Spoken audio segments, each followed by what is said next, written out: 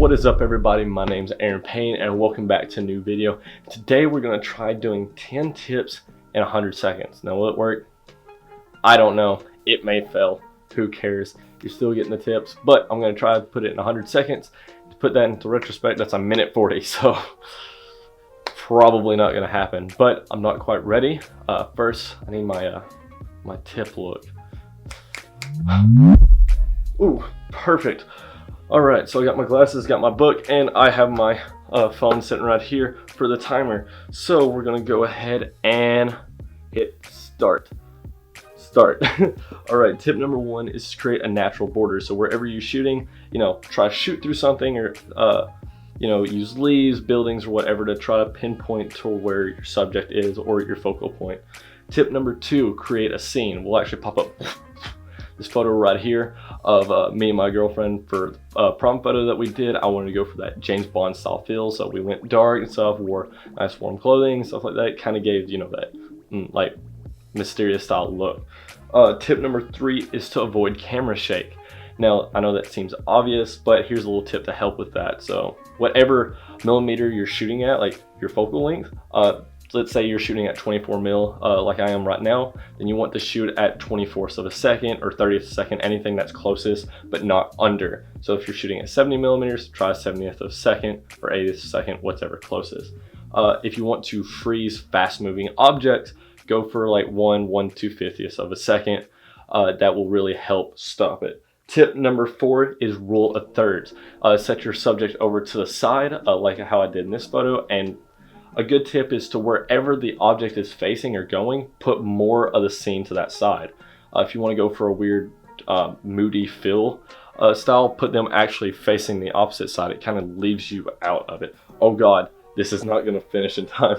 Tip number 5 is to convey a mood. Same thing with the prom photos, stuff like that. You want to take whatever shot you're doing, and you either, if you want to make it happy, like a wholesome family photo, do that. Wait, 3, 2, 1. I fell.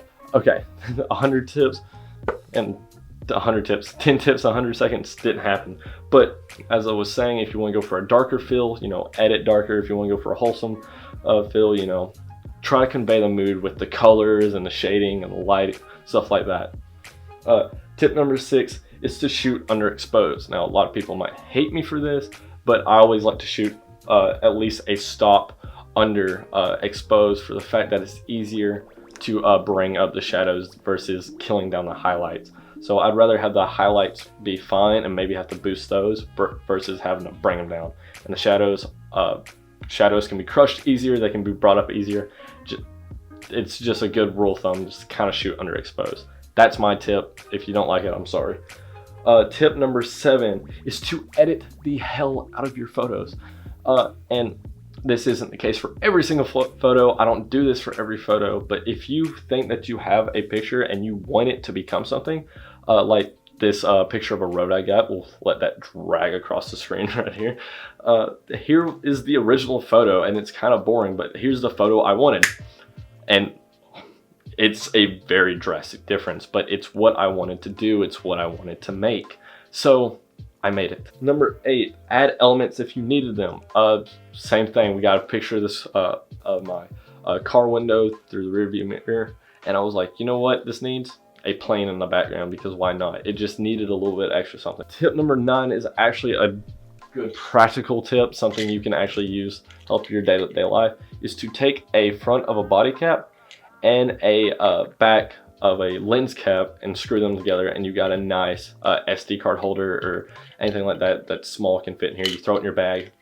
I use this all the time. It's actually been a lifesaver, keeping extra cards in here. Tip number 10, create depth. Now you can either use a high aperture like 1.8, like a fast lens or anything like that, but when I'm talking about creating depth, is I want you to make your eyes wonder. So use multiple elements in a photo to either bring everybody to a certain point in a photo, to the subject, which obviously you want to do, but also have the audience look around. Don't have it just a stagnant, boring photo.